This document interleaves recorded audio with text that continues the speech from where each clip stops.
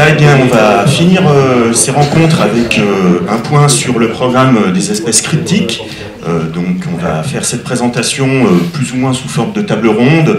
Nous serons 4 à intervenir. Donc les 3 chercheuses qui sont ici vont présenter les résultats, les premiers résultats principaux. Pascal Chevret, Sophie Bontuire, Violaine Nicolas. Et en ce qui me concerne, je vais rapidement faire un rappel un petit peu, alors là je vais te laisser comme un rappel de ce programme, les buts et puis l'organisation, parce que finalement vous êtes tous concernés par ce programme Espèces Cryptiques. Voilà, donc alors, une espèce cryptique, bon, vous savez, c'est une espèce qui est difficile à identifier par sa morphologie, et bien souvent, nous, sur le terrain, dans les inventaires, on a du mal à identifier certaines espèces, et même parfois, tout simplement, les mulots, on se pose des questions. Alors, voilà ici les espèces concernées par ce programme espèces cryptiques. Alors, on se pose des questions au niveau spécifique sur le campagnol fouisseur, campagnol monticole. Est-ce que ce ne serait pas finalement une seule et même espèce? Donc là, il y a un article de Pascal Chevret il y a 3-4 ans là-dessus. Campagnol agreste de la Vernède, donc il semblerait, oui, effectivement, ce sont bien 2 espèces différentes, mais enfin, comment les identifier sur le terrain? Campagnol des champs, alors là, c'est pas une histoire de plusieurs espèces à l'intérieur du campagnol des champs, c'est plutôt des lignées génétiques. Donc à la limite, c'est moins problématique.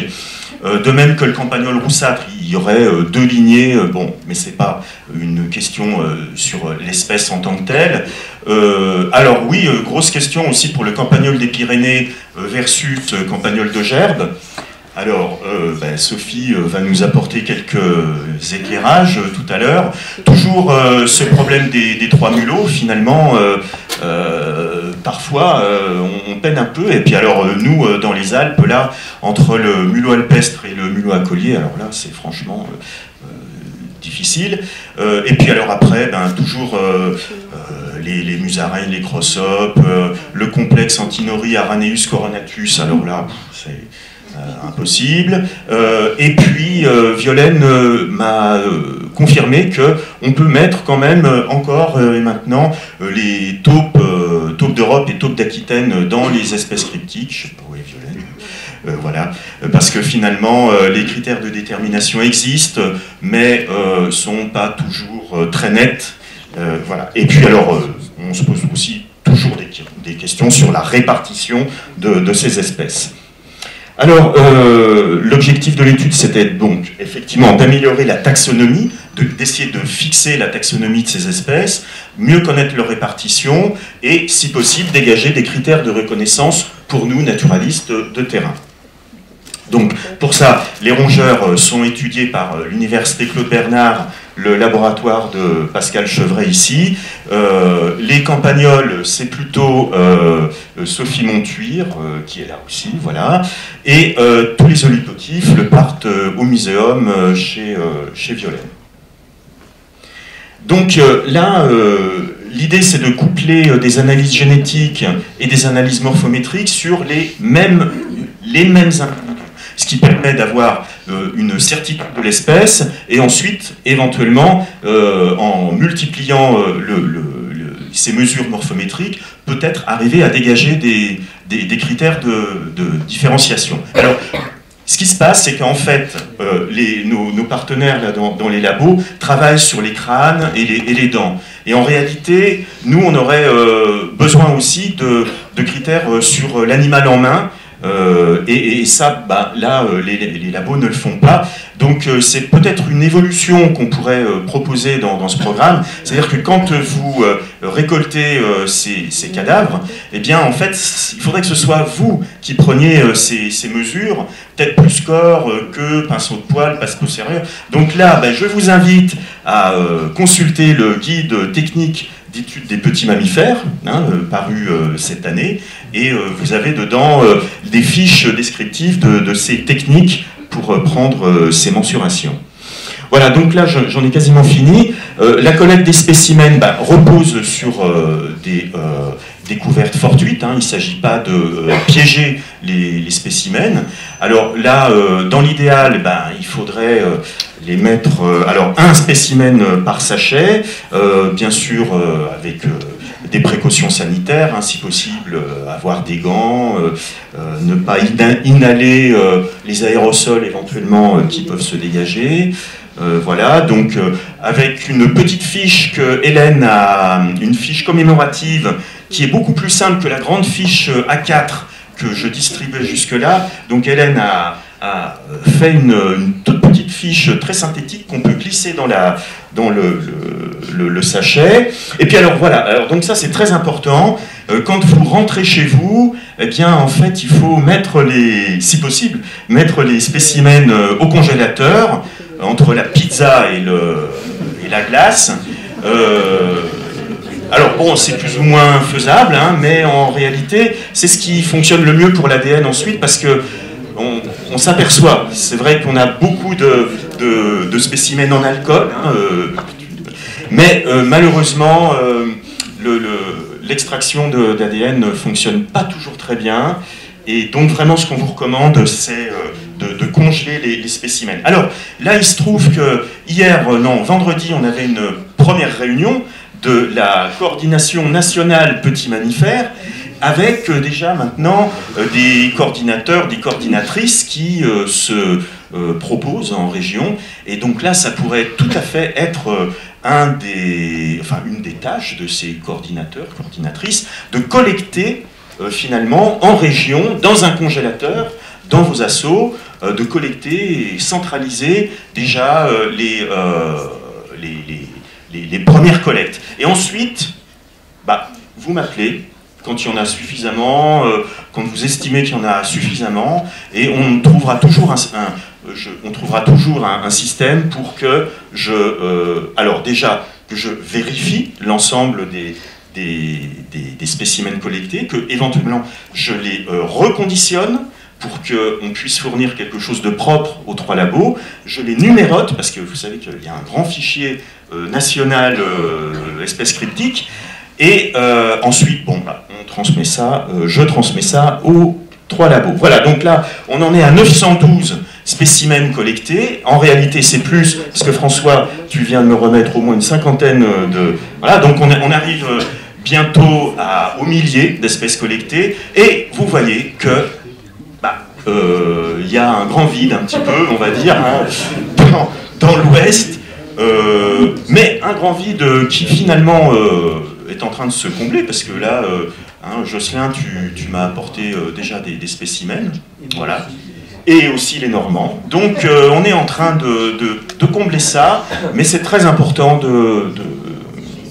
d'améliorer cette répartition, hein, c'est vraiment crucial. Et alors, j'en profite aussi pour dire que, inversement, nous avons certains départements, voire certains sites, où il faudrait arrêter de nous fournir des petits mammifères, parce que c'est plus nécessaire, quoi. Voilà. Et notamment, j'adresse un mot aussi à Seb de l'ONF, parce que là, il y a certaines forêts où ça crache beaucoup. Et, voilà. Donc, la collecte va se poursuivre, on ne sait pas vraiment quand. Il faudrait aussi que ce soit bénéfique pour les atlas des rongeurs et eulipotifs, là, qui vont arriver, on ne sait pas trop quand, peut-être 2028, 2029. Hein, bon, de toute façon, on a du temps. On a du temps devant nous encore. Voilà, donc merci à tous ceux d'entre vous qui ont déjà participé à cette collecte, à cette aventure, et puis aux autres, à vous de jouer. Voilà, donc là je passe maintenant le micro à Pascal qui va nous présenter des résultats sur les mulots et les campagnols. Alors bonjour, comme Fabrice vous l'a dit, donc moi je travaille à Lyon et moi je suis particulièrement intéressée depuis très longtemps maintenant par les mulots et les campagnols. Alors moi les campagnols qui m'intéressent, ça sera plus les myodes et les arvicolas. Et donc pour l'instant, alors ça c'était ce que j'avais quand j'ai préparé le diaporama, mais depuis j'ai une grosse livraison de Fabrice qui a dû multiplier le nombre d'échantillons par 3. J'avais que 49 mulots. Donc certains avaient été identifiés et d'autres étaient juste identifiés au niveau de l'espèce, enfin Apodemus sp. J'ai pu en typer quand même la majorité. Et pour pratiquement tous les échantillons, j'ai réalisé le séquençage d'un gène du cytochrome B, du gène mitochondrial, donc le cytochrome B. Alors c'est vrai que le cytochrome B, c'est un des gènes qui est le plus utilisé dans les études de phylogéographie, notamment des rongeurs qui m'intéressent. Et donc c'est pour ça que je l'ai aussi séquencé pour les campagnols que j'ai réceptionnés. Donc j'avais 29 campagnols. Alors, pour reprendre sur les mulots, donc au niveau des mulots, on parle donc d'espèces riptiques. Il y a 3 espèces qui sont présentes en France. Donc là, j'ai repris les cartes de répartition de l'IUCN. Donc Apodemus sylvaticus qui est présent partout en France métropolitaine. Apodemus flavicolis qui a déjà une répartition un peu plus réduite. Et enfin, Apodemus alpicola qui est vraiment restreint aux zones alpines. Alors, on est surtout concerné par les problèmes en fait entre Sylvaticus et Flavicolis, qui sont vraiment une zone de répartition qui se chevauche sur une grande partie de la France, un peu moins dans le cadre d'Alpicola. Alors, regardez pas, essayez pas de dire les noms, regardez juste les couleurs qui renvoient en fait au nom des espèces que j'ai pu identifier. Donc on voit que là on a en rouge donc Apodemus sylvaticus. En vert, on avait Flavicolis, et en bleu, on a Alpicola, dont on a finalement très peu d'échantillons. Et dans le lot, on avait une souris, en fait, aussi. Bon, qui m'intéresse aussi par ailleurs. Donc, Et là, on voit donc sur le tableau, en regardant juste les couleurs, donc tout ce qui est dans les colonnes de gauche, c'est les espèces telles qu'elles avaient été identifiées. Et dans la colonne de droite, c'est les espèces que j'ai identifiées génétiquement.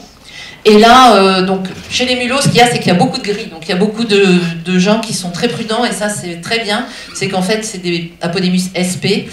Et on voit que quand il y a des identifications, par exemple, à Flavicolis, c'était en fait un alpicola, et on a aussi inversement, quelquefois, des inversions Sylvaticus et Flavicolis.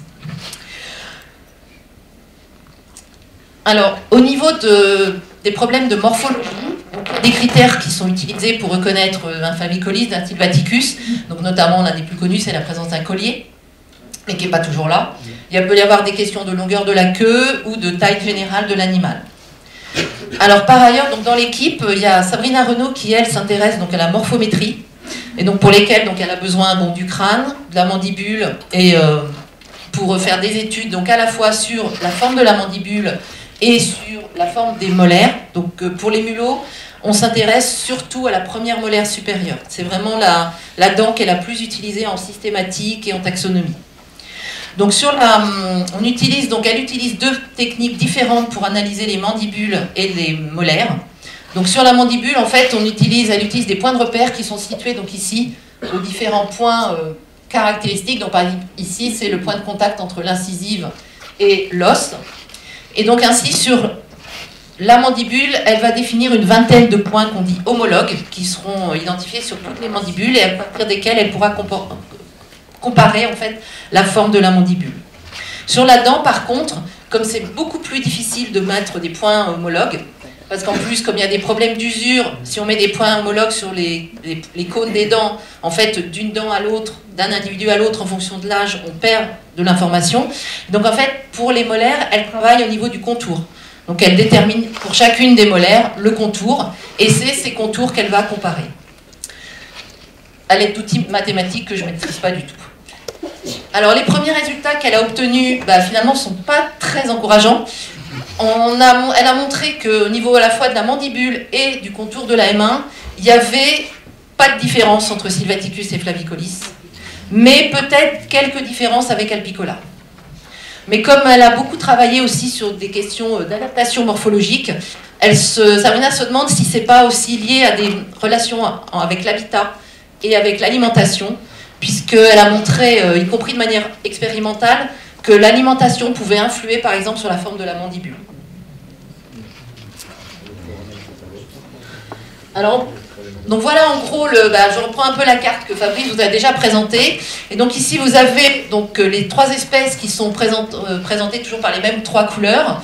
Les petits ronds pleins, c'est des échantillons qui étaient déjà disponibles, soit dans les banques, soit que moi j'avais déjà au laboratoire. Les ronds creux en blanc, c'est les spécimens qui m'ont été fournis par la SFEPM. Et là, on voit bien que, effectivement, il y a toujours le gros trou à l'ouest. Et ce qui nous a un peu étonné, c'est que dans la zone alpine, on dira, mais finalement, il n'y avait pas tant d'alpicola que ça. Et on a plus trouvé du flavicolis. Et il y a aussi 2-3 localités qui sont ici indiquées un peu en rose, où on a les deux espèces qui sont présentes en même temps, Sylvaticus et flavicolis. Alors, par rapport à l'autre question de l'aire de répartition, donc, bon, pour Alpicola, il n'y a pas trop de questions, mais on est vraiment très intéressé par plus d'échantillons au niveau de la limite possible entre Sylvaticus et flavicolis. Donc ici, par exemple, typiquement, on a déjà un point qui n'est pas où il faut, qui montre que la limite telle qu'elle a été définie peut être sujette à fluctuation. Et tout ce qui est le nord-ouest, on n'a aucune donnée pour connaître la répartition entre les deux espèces. Donc là, l'idée, ça va être vraiment, si c'est possible, de compléter l'échantillonnage vraiment dans les zones justement de limite de ces espèces. Et quelque chose donc, qui est extrêmement important pour nous, c'est qu'on a vraiment besoin d'avoir pour les analyses morphométriques, en fait, des échantillons qu'on peut typer moléculairement. Donc ça, c'est des jeux de données qu'on essaie d'obtenir en fait depuis plusieurs années. Et c'est vrai que pour ça, l'échantillonnage de la SFEPM nous est vraiment très précieux, parce qu'on a vraiment les individus morphologiquement et moléculairement. Alors, moi, je m'intéresse aussi à la phylogéographie d'Apodemus, et donc vous avez ici une carte où on voit la répartition donc, de plusieurs lignées. Donc là, on est en intraspécifique de mulot d'Apodemus sylvaticus. Et donc on voit qu'en France, on a deux lignées, donc, et qu'on retrouve bien dans nos échantillons. Donc la lignée centrale, donc, qui est en rouge, qui est présente donc, plutôt dans le centre de la France, et la lignée périphérique, qui elle est plutôt présente donc, à l'ouest, et plutôt en périphérie de l'aire de répartition du mulot sylvestre.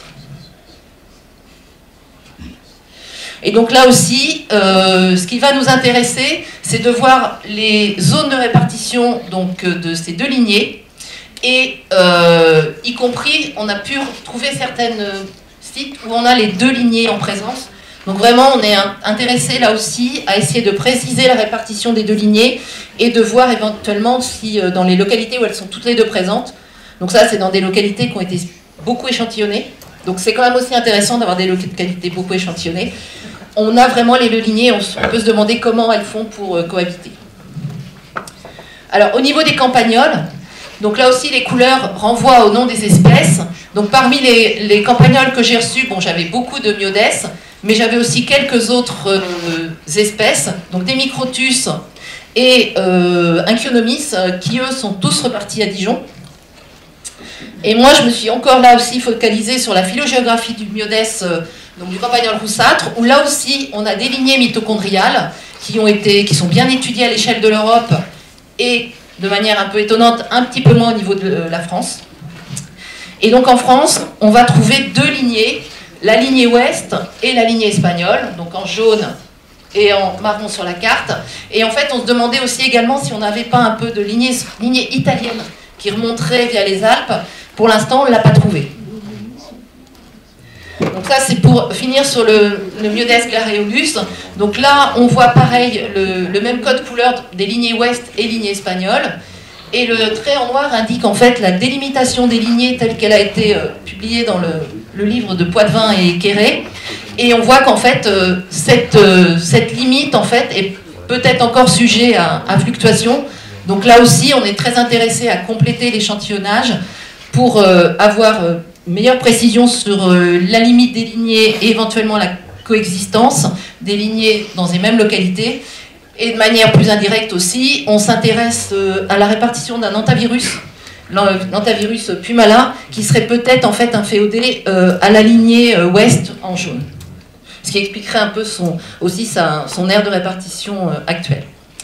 Donc je vous remercie de votre attention et puis merci pour tous les échantillons.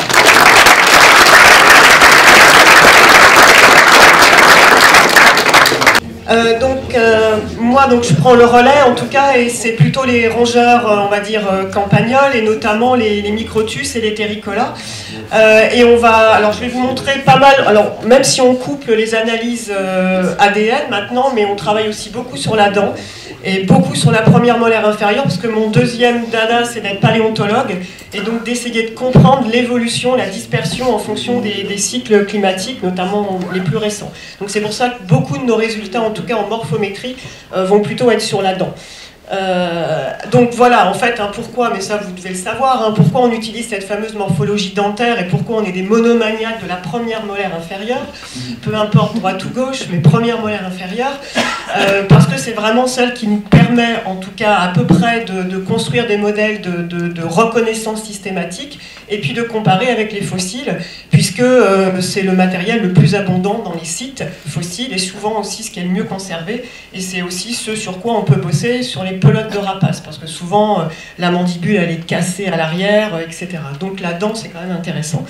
Et ça va nous permettre, nous en tout cas, quand on retourne un peu vers le temps et donc la paléontologie, de comparer les variabilités intra- et interspécifiques à différentes échelles géographiques, regarder un peu les dispersions, les migrations, de préciser aussi des régimes alimentaires. On peut faire, du coup, on peut regarder la forme, on peut faire de la micro-usure aujourd'hui, on regarde un peu les traces d'aliments laissés sur l'émail, et puis on peut faire de l'isotopie.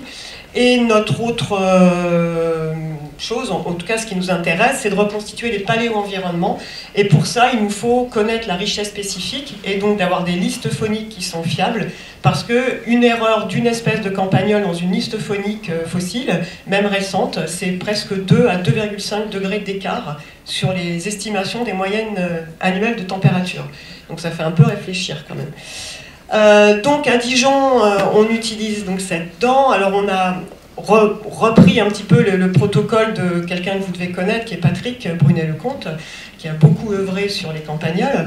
Et donc nous, on a réadapté un petit peu ça. En fait, ce qu'on fait, c'est que, alors comme Pascal vous l'a dit, on va poser des points repères sur les dents. On en pose 22. Donc c'est ce que vous avez à droite ici. On pose 4 points manuellement et aujourd'hui on a développé une petite application qui permet de poser tout le reste de façon automatique et ça va éviter en fait éventuellement alors des erreurs ou autres, mais en tout cas de permettre à plusieurs opérateurs de travailler ensemble, parce qu'on s'est rendu compte aussi en morphométrie qu'on pouvait séparer des appareils photo, on pouvait séparer des opérateurs, on pouvait séparer des loupes binoculaires, donc un peu tout. Donc aujourd'hui, on a ce protocole un peu automatique qui nous permet un peu de limiter toutes ces erreurs. Donc voilà, alors on va en venir aux résultats. Donc c'est vrai que la décision, elle peut parfois être très difficile, subjective. Comme l'a dit Pascal aussi, parfois l'idéal c'est pas prendre la décision et de mettre Arvalis-Agrestis par exemple si vraiment on n'est pas sûr, parce que l'autre problème que l'on peut avoir, c'est qu'on va se baser finalement sur la répartition géographique des espèces et on va dire parce que l'autre il n'est pas là à cet endroit, du coup il n'est pas là, donc on détermine l'autre. Donc ça c'est un problème, et nous en paléonto on a le même problème, c'est-à-dire qu'en fait on va se baser sur le temps, et donc ensuite on a des problèmes d'homologie ou d'analogie de faune. Et on se dit, ces espèces-là, elles n'existent pas aujourd'hui ensemble, et donc du coup, on ne la détermine pas dans notre site fossile. Donc ça, c'est vraiment des prises de décision qui sont hyper importantes. Alors, au niveau des... Je vais pas appuyer sur la bonne touche. Au niveau des résultats, donc ce qu'on a construit dans un premier temps, on essaye d'avoir... Alors, en fait, ce qu'on essaye, c'est d'avoir une prise de décision statistique. Alors, c'est parfois très long, on construit des modèles.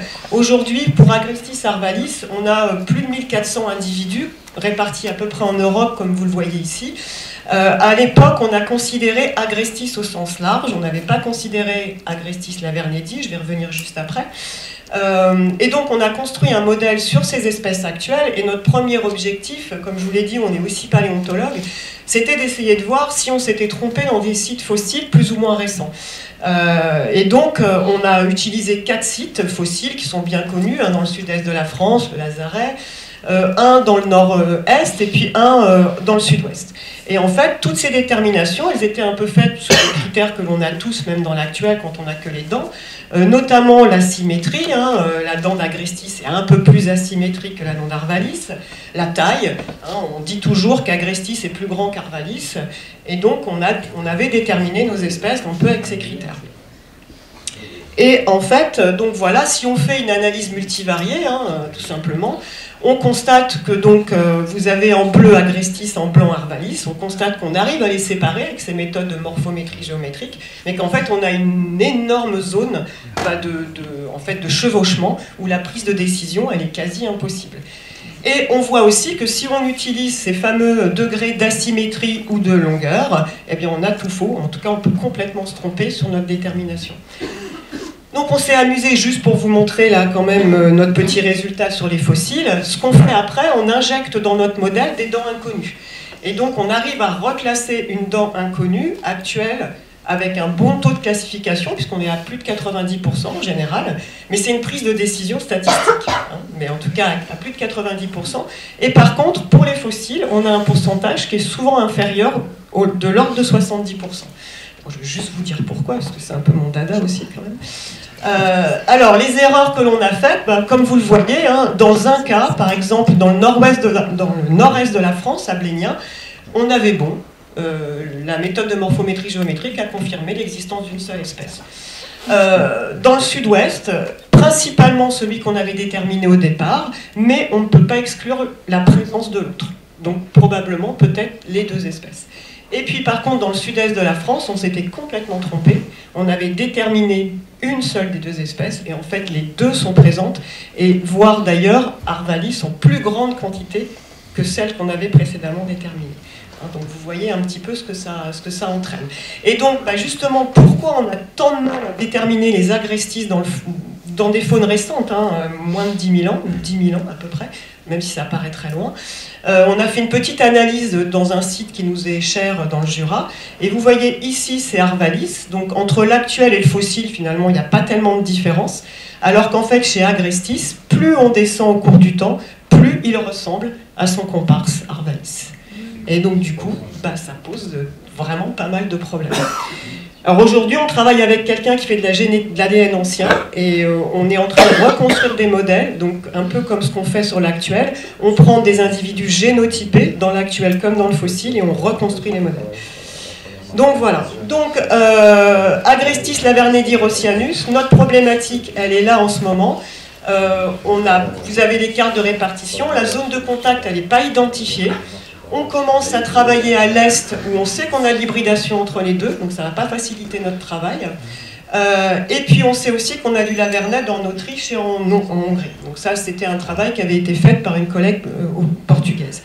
Par contre, à l'ouest, eh bien, le contact Agrestis lavernedi, on ne le connaît pas, parce que pour le moment, on a un grand trou, comme Pascal.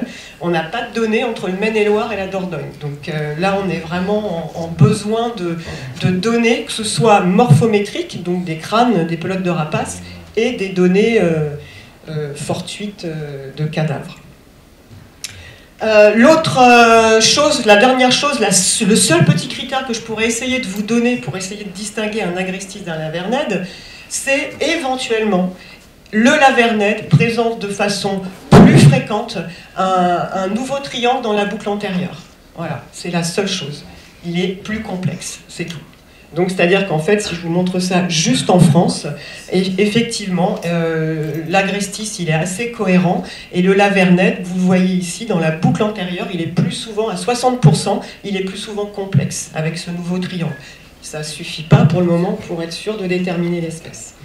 On a fait des analyses ADN, donc voilà les premiers résultats. Ce qu'on constate, c'est qu'Agrestis, il est cohérent, il y a en gros un haplotype bien défini. Et par contre, chez le lavernède, on aurait deux haplogroupes, l'un plutôt présent ici dans l'Isère et sur l'arc alpin, et un autre présent sud-est-sud-ouest. Donc là aussi, en cours, on est en train de retravailler tout ça, et on est en train d'essayer de comprendre l'organisation de ces deux haplogroupes dans le sud, chez le lavernède. Pour finir, il me reste juste un petit peu de temps, juste la problématique Gerbei et Pyrenaicus, que l'on vient de démarrer aussi. Donc là, pareil, hein, voilà les échantillons que l'on a pour le moment. Voilà ce que l'on peut voir. Alors le Gerbei, il est en noir au-dessus. Il est morphologiquement différent. Et ce qu'on a constaté aussi, c'est qu'on a une sorte de transept géographique à l'intérieur du Pyrénéicus, qu'on ne s'explique pas trop, hein, entre des populations plutôt de la Creuse, de la Haute-Vienne, la Dordogne qui fait la jonction, et puis les populations du sud, Tarn et Tarn-et-Garonne.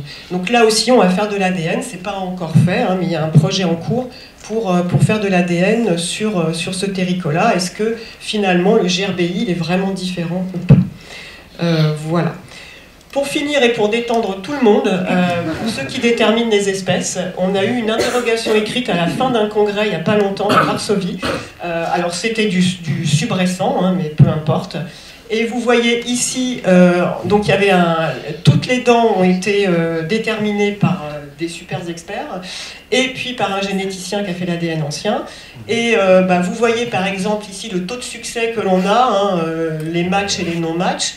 L'importance aussi, le nombre d'années d'expertise. Hein, plus on est vieux expert, plus on réussit quand même. Et il y a un jeune expert qui a pas mal gagné en haut. Alors peut-être il a copié sur son voisin quand même. Par contre, si vous regardez celui-ci, tout le monde a déterminé en agrestis, 11 sur 14. Et en fait, en génétique, c'est un Arvalis. Donc voilà. Et en tout cas, vous voyez que le taux de succès, hein, il n'est pas génial. Hein. Donc il faut vraiment être détendu quand on détermine les espèces. C'est l'idéal, mais comme le disait Pascal, c'est finalement pas prendre forcément la décision. Voilà, en tout cas, merci. Donc nous, ce qu'on essaye, c'est comme pour les mulots, c'est de coupler morpho et génétique pour optimiser nos modèles justement de détermination. Ça, c'est quelque chose, ok. Le problème, ça sera l'hybridation. Entre Agrestis et Laverne, ça s'hybride. Donc là, je ne sais même pas si on aura une solution. Et puis, c'est de voir la variabilité. Et puis nous, bon voilà, notre autre chose pour les paléontologues, c'est vraiment de comprendre les répartitions, les dispersions et les changements climatiques. Et comme je vous l'ai dit, c'est 2 degrés d'écart sur une espèce, hein, sur une liste phonique. Voilà. En tout cas, merci à vous tous qui nous donnez... Moi, les pelotes, c'est encore... J'aime bien hein, les pelotes, il n'y a pas de souci. En plus, on peut faire de l'ADN dessus, donc vraiment, il faut les garder. Il ne faut pas arrêter d'en faire. Et voilà, donc, merci à vous tous.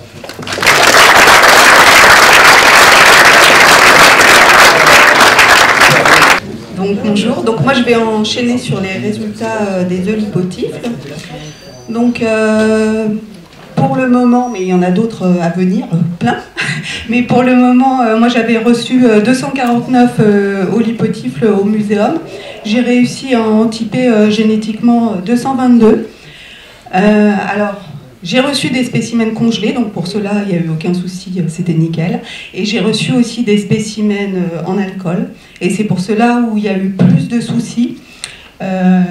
En fait, l'ADN était très dégradé, alors parfois je pense que c'était la qualité de l'alcool utilisé, aussi le volume d'alcool.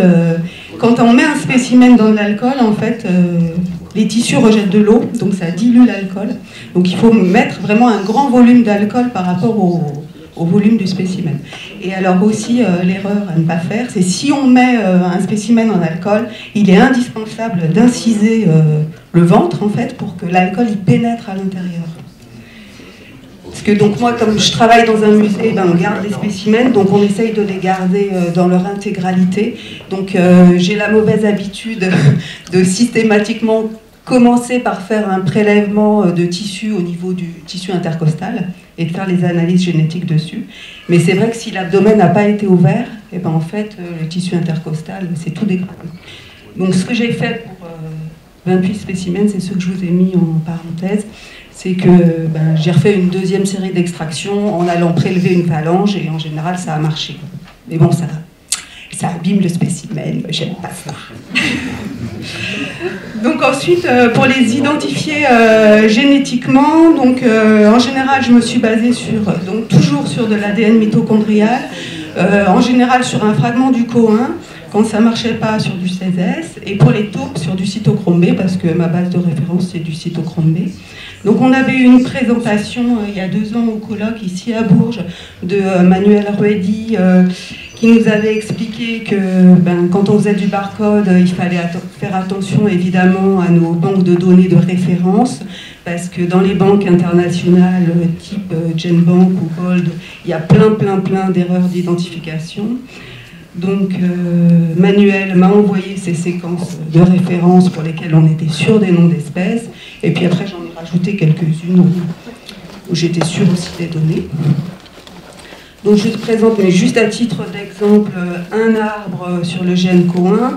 Donc en rouge, c'est les spécimens de la SFEPM Et en noir, c'est les spécimens de référence.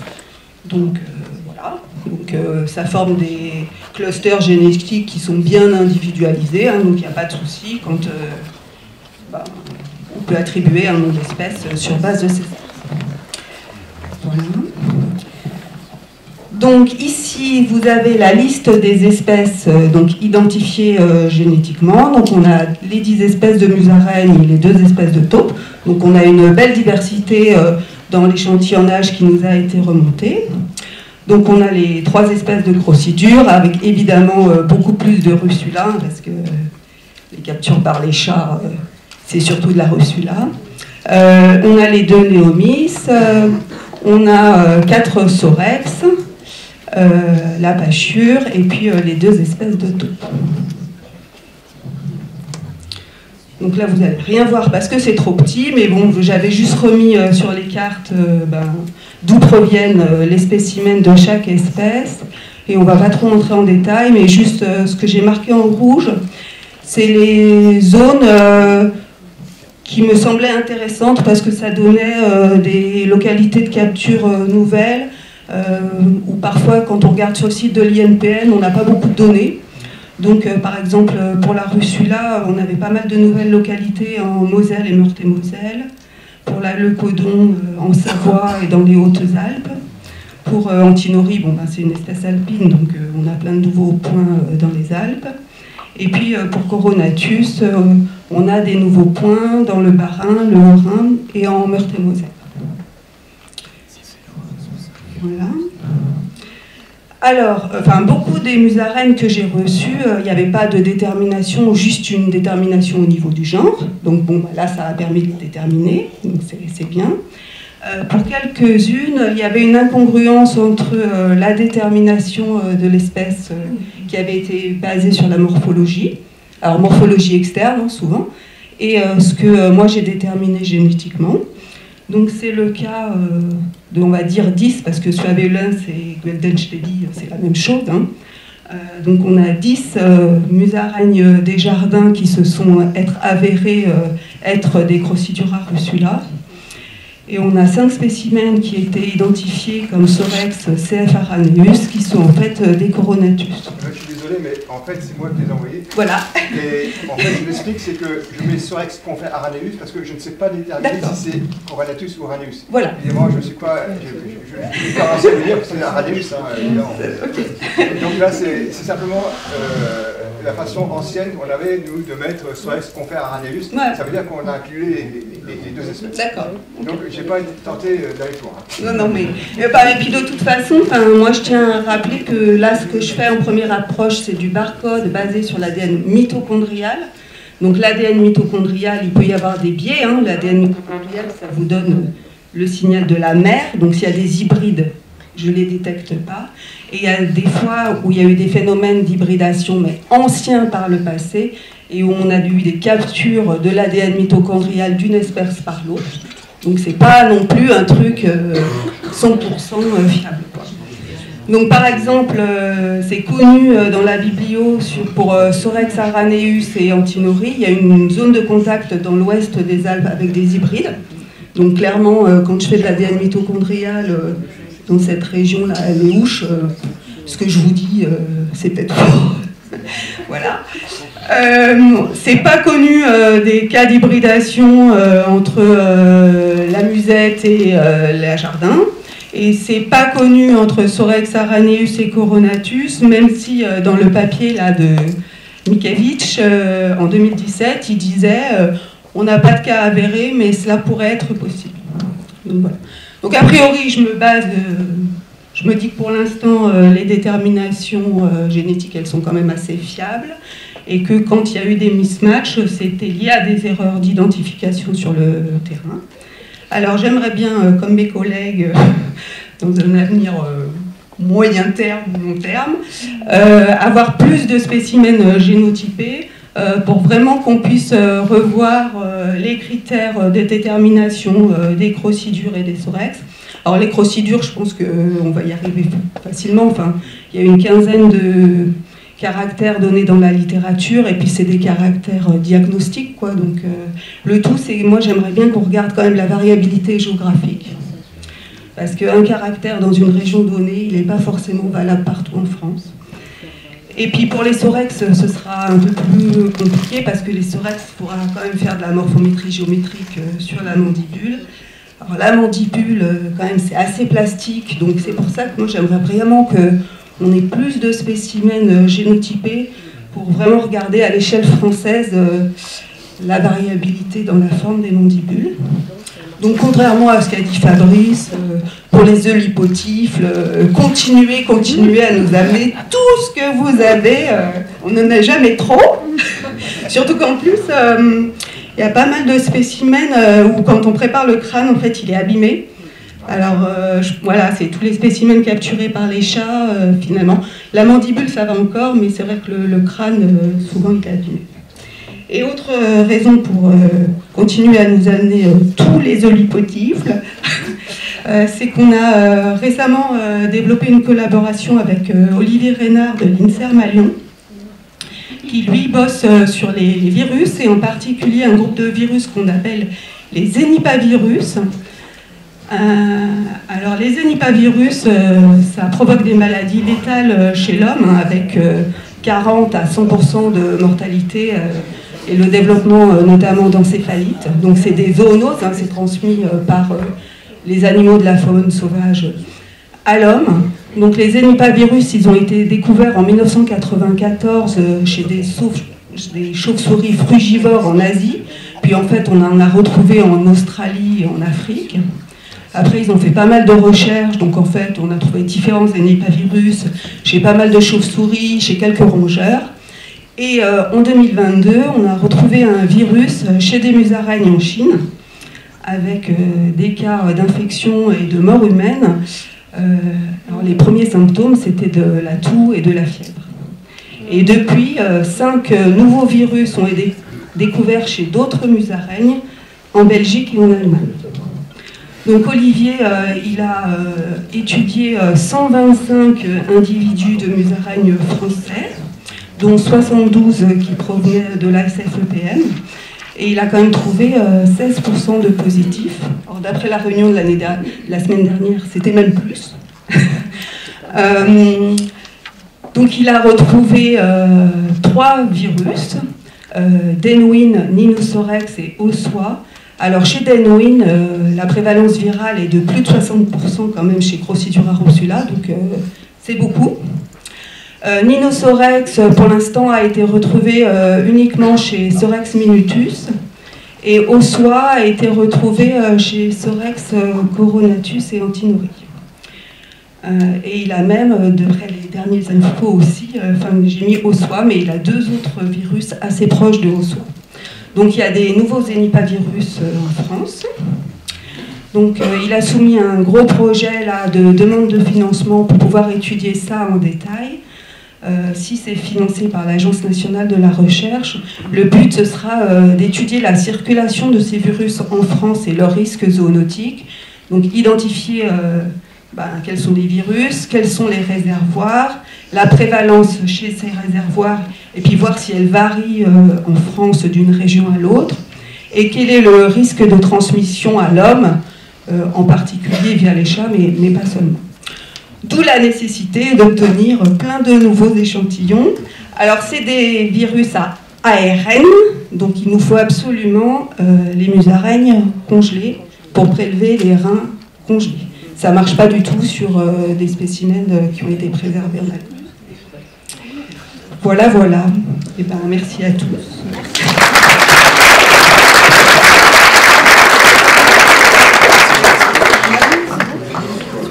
Question courte et réponse courte. Réponse courte. Bonjour, question très très courte et pratico-pratique. Qui est le coordinateur, oui c'est moi pardon, régional en Pays de la Loire? J'ai pas de micro. Je ne sais pas. Pays de la Loire pour Parce que du coup, c'est vrai que... Non, là, pour l'instant, moi, j'ai pas de nom, mais peut-être qu'une personne va se proposer, là. Moi, je... Ah bah voilà, bah c'est toi. Eh ben écoute, on se téléphonera ou par mail. Et... Voilà. Oui, c'est Marc Artois. Je voulais juste un petit peu... Je m'excuse, je vais essayer de ne pas être agressif, mais je voulais essayer de calmer le jeu sur les zénipavirus, quoi.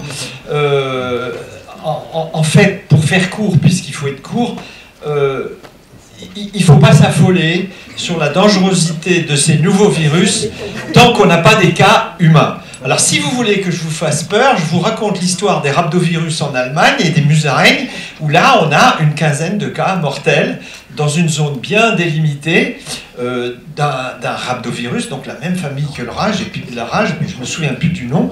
Mais là, oui, c'est authentique. En même temps, c'est 15 cas sur une période de 20 ans. Les zénipavirus, comme les hantavirus d'ailleurs, sont certes des virus mal connus, du coup c'est super intéressant, on dit que c'est des zoonoses, donc on fait peur aux financeurs, et donc on a du pognon. Donc oui, je soutiens absolument cette idée, si j'avais 20 ans de moins, je mettrais mon labo sur le coup, et on irait échantiller tous ces animaux-là, mais pour le moment, par pitié, collaborons à l'étude, mais n'utilisons pas l'argument des zoonoses. Voilà. Non, alors on est clair. Même quand il y a eu 100% de mortalité, c'était 135 morts max. Il n'y a rien avec les musaraignes de connues en Europe. C'est des chevaux qui ont transmis le virus en plus. Des chevaux, c'est pas les musaraignes. Des chevaux ou des porcs. Ou des porcs. Oui. Mais voilà, c'est une opportunité pour avoir de l'argent, pour eux chercher les virus, pour nous avoir de l'argent pour identifier moléculairement nos musaraignes. Honnêtement, profitons-en. Mais ceci dit, ça ne coûte rien si on a la possibilité de mettre des gants ou un masque au moment de la collecte, autant le faire, quoi. Question sur les mulots dans les Alpes, vous avez montré qu'il y a les 3 espèces. Est-ce qu'il y a quelque chose qui se dégage sur la répartition par rapport à l'altitude? Pour l'instant, on n'a pas assez de données. On n'a pas assez de données pour le faire. On a un échantillonnage qui est un peu complet, mais pas complètement analysé, de Jean-Pierre Quéret, qui a échantillonné pour nous dans les écrins, notamment avec plein d'altitudes, et on n'a pas encore les données. Et si je peux rebondir sur les mulots, tant qu'on y est, alors pas pour la phylogénie, mais pour déterminer une répartition plus fine des espèces, est-ce que ça vous intéresse qu'on garde aussi des crânes issus de pelotes? Oui. Ouais. La phylogénie, du coup, il vous faut des cadavres frais, mais peut-être qu'on peut aussi participer via les analyses morpho et ADN nucléaire. Je sais qu'on peut extraire de l'ADN en fait des dents. Donc, je me dis peut-être que vous pouvez faire quelque chose et valoriser nos... Parce qu'en fait, il y a énormément de crânes qui partent à la poubelle. Non, c'est toujours intéressant. Par contre, on ne pourra pas faire de prise de mesure sur les cadavres entiers, quoi. Et donc, pour arriver à trouver des critères discriminants, oui, c'est ça, ça ne peut pas répondre à toutes vos questions, mais c'était pour savoir si on peut quand même valoriser, nous, ces crânes-là, sachant qu'en plus de ça, comme vous l'avez montré, nous, on est censé en Charente avoir du collier et du sylvestre, et en fait, l'info aussi nous intéresse en fait de savoir où est-ce qu'on a du collier, où est-ce qu'on a du sylvestre, vu que sur la morpho en fait on ne peut pas aller jusqu'à l'espèce en déposant des pelotes, quoi.